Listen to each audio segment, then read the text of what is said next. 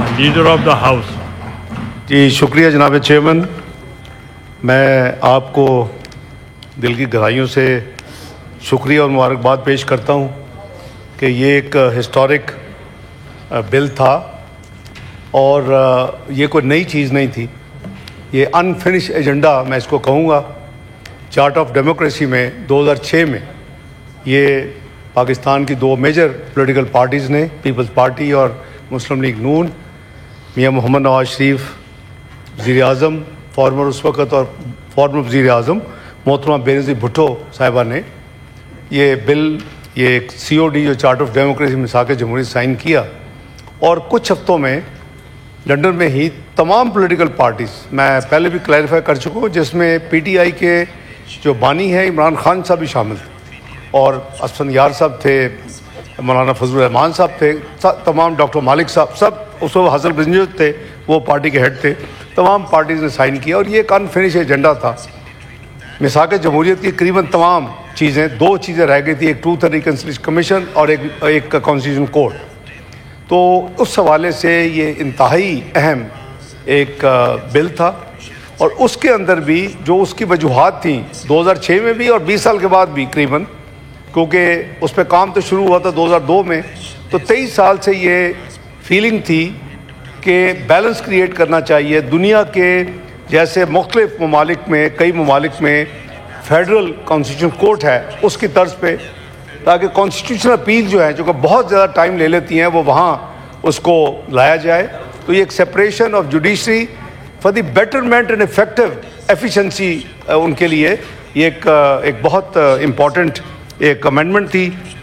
اس کے علاوہ اس میں جو دوسری امینڈمنٹ تھی وہ اللہ تعالیٰ نے پاکستان کو جو ایک کامیابی دی اور دنیا میں پاکستان کا سر فخر سے بلند ہوا, وہ اللہ کے فضل و کرم سے الحمدللہ اس میں جو قوم نے جن کو ہیرو تصور کیا اور جس کو پھر اکارڈنگلی حکومت نے ایک فیلڈ مارشل کا خطاب دیا سید عاصم منیر صاحب کو, تو اس کو ہمارے آئین میں پہلے وہ نہیں تھا. بائی دی وے ریگولیشنز میں ہے, ریگولیشن میں تھا اور ہے, لیکن یہ ابھی آئین میں نہیں تھا. اور صرف ان کے لیے نہیں بلکہ تینوں افواج کے لیے 5 سٹار کی ایک سپیس کو آئین میں شامل کر دیا گیا. اور اس حوالے سے جو ترمیم ہوئی وہ 243 آرٹیکل میں ہوئی. اور اسی طرح میں یہ کلیئر کر دوں کہ سپریم کورٹ کے جو موجودہ جج صاحبان ہیں ان کی سینیورٹی کو ملحوظ خاطر رکھا جائے گا اور اس بل کے حوالے سے پروٹیکٹڈ ہے.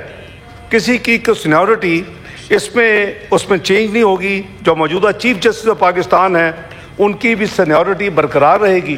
تو میں سمجھتا ہوں کہ ایک بڑی خوش آئند تبدیلی ہے. اور اس کے ساتھ ساتھ آپ نے دیکھا کہ جو ٹرانسفر آف ججز کی ضرورت پڑتی ہے اس میں جو چینجز کی گئیں, اور ساتھ ساتھ جو آپ کو کانسیکوینشل چینجز کی ضرورت تھی, یہ جو 59 جو کلازز کو جس پہ آپ نے آج ووٹ کروایا کلاز بائی کلاز, یہ بیسیکلی اس میں ایک بہت بڑی تعداد کانسیکوینشل چینجز کی ہے.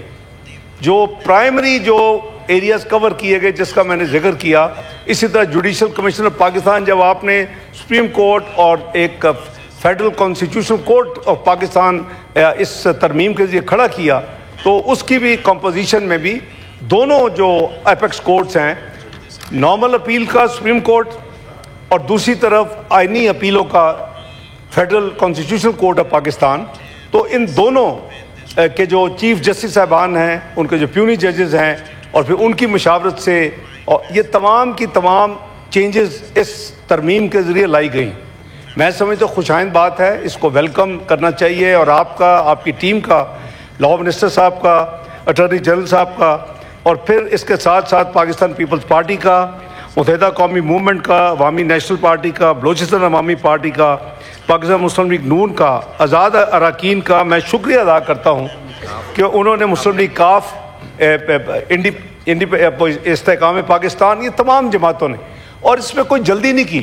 آپ نے دیکھا کہ اس فلور پہ پہلے میں نے کمٹ کیا, جب یہ ابھی میڈیا نیوز سے جب ڈسکشن شروع ہوئی اپوزیشن نے کی, تو میں نے گزارش کی تھی کہ یہاں تو بہت انٹلیکٹ موجود ہے، وکلا موجود ہیں، بڑی ایکسپرٹیز موجود ہیں، تو میں حکومت کو مشورہ دوں گا کہ وہ جو بل ہے پہلے سینٹ میں لائیں. ریئر ہوتا ہے کہ سینٹ میں پہلے وہ بھی آئینی ترمیم لائی جائے، تو ہم پہلے سینٹ میں لے کے آئے وعدے کے مطابق.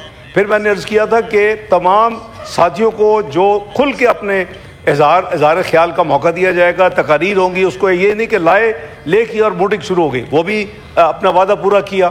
اور اس کے ساتھ ساتھ ہم نے یہ بھی عرض کیا تھا کہ میں لاء منسٹر صاحب کو کے ذریعے ریکویسٹ کروں گا کہ اس کو کمیٹی میں بھیجا جائے، جو اسٹینڈنگ کمیٹی ہے جس نے بہت محنت کی، تمام اس کے سربراہ جناب سینیٹر فاروق نائک صاحب اور تمام ساتھیوں. پھر ادھر سے یہ بھی ہماری ریکویسٹ تھی کہ آپ ڈائریکشن دیں، اور یہ بھی اسی فلور پہ بات ہوئی تھی کہ چونکہ کانسٹیٹیوشنل امینڈمنٹ ہے تو نیشنل اسمبلی کی کمیٹی کو بھی اسپیکر صاحب کے ذریعے انوائٹ کیا جائے اور وہ بھی اس کا حصہ ہو.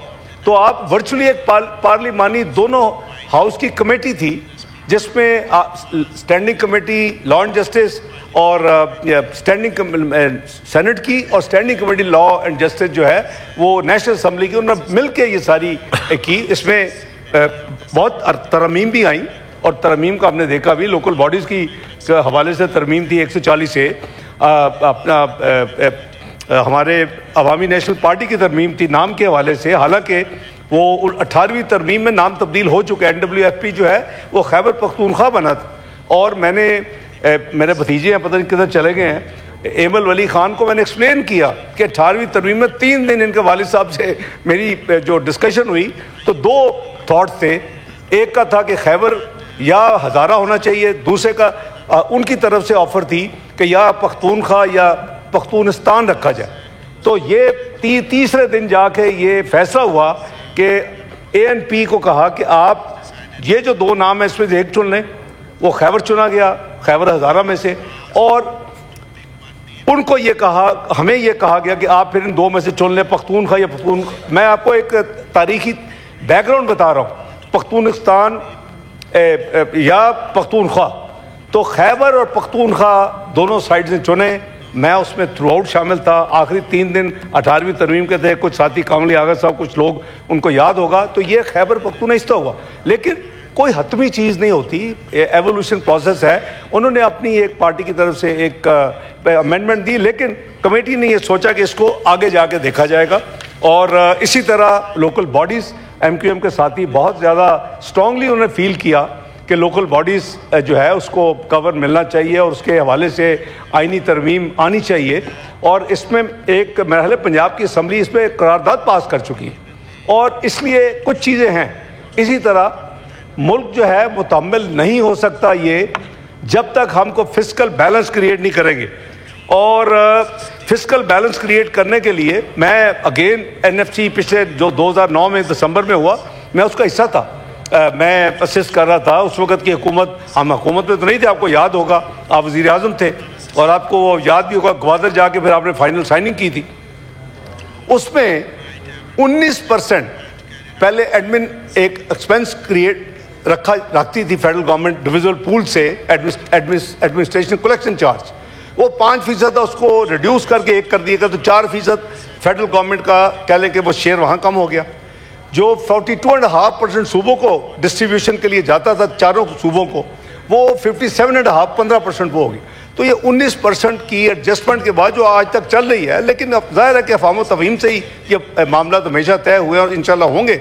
وہ ایک ایسی چیز تھی کہ اس کے لیے بھی ایک اوریجنل ایک اٹیمپٹ تھی کہ اس کو کچھ بیلنس کیا جائے. اور ڈیٹ سروسنگ جو ہے، جو اس ملک کا ڈیٹ ہے جو ٹوٹل، وہ کوئی کسی اسلام آباد کے اوپر تو نہیں لگا، وہ پورے ملک میں لگا ہے. ڈیفنس ہے تو پورے ملک کی ڈیفنس ہے.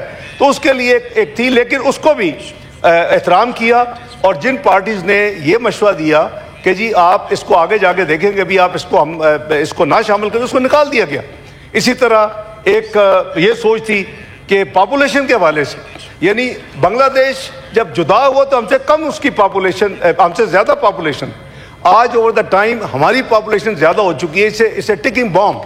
اور جتنی ہماری گروتھ ہوتی ہے اس سے زیادہ ہماری پاپولیشن گروتھ ہے ایوریج. تو obviously something has to be done. اسلامی اصولوں کے اندر رہ کے اس کو کرنا چاہیے. لیکن چونکہ ڈیوالو ہو گیا، کانکرنٹ لسٹ جب ابالش ہوئی، اور اس کے بعد اس کی وجہ سے ہم نے دیکھا کہ کوئی اس پہ توجہ نہیں ہے، نہ صوبے توجہ دے رہے ہیں، نہ فیڈرل گورنمنٹ توجہ دے رہی ہے۔ ایک ٹاسک فورس بنی غالباً پچھلی حکومت کے پی ڈی ایم سے پہلے پی ڈی اے کی حکومت میں، اور صدر اس کے وہ انچارج تھے، لیکن میں نے کوئی ایکٹیویٹی اس کی نہیں دیکھی۔ اس کے لیے کوشش تھی کہ کسی طریقے سے فیڈرل گورنمنٹ کو اپنی ذمہ داری تمام صوبوں کو ملا کے لے۔ اسی طرح کریکولم ملک میں دیکھیں، اگر آپ کی فاؤنڈیشنل ایجوکیشن جو ہے، ہائر ایجوکیشن، تو ہم نے بڑی مشکل سے 18ویں ترمیم اس کو پروٹیکٹ کر لیا، اس کو ہم پارٹ 2 میں لے گئے، وہ کونسل آف کامن انٹرسٹ کے تحت وہ اب ریگولیٹ ہوتی ہے، تمام صوبے موجود ہیں، لیکن ہائر ایجوکیشن چلی گئی، لیکن بیسک جو پریمری یا اس سے آگے ایجوکیشن ہے، ہائر ایجوکیشن سے پہلے، اس کے جو معاملات ہیں وہ مختلف قسم کے سٹینڈرڈ پورے ملک میں ہیں۔ اس کی ایک تجویز تھی اوریجنل میں کہ وہ اس کو کسی طریقے سے سارے بیٹھے، فیڈرل گورنمنٹ بھی بیٹھے، صوبے بھی بیٹھے، کو راستہ نکالیں۔ اس کے لیے بھی کہا گیا کہ اس کو آگے لے جائیں، اس کو بھی۔ تو جو افہام تفہیم کا جس وقت یہاں بات ہوئی تھی پہلی دفعہ، جو میں نے عرض کیا تھا کہ ابھی یہ فائنلٹی نہیں ہے، فائنلٹی وہ ہوگی جو بل پیش کیا جائے۔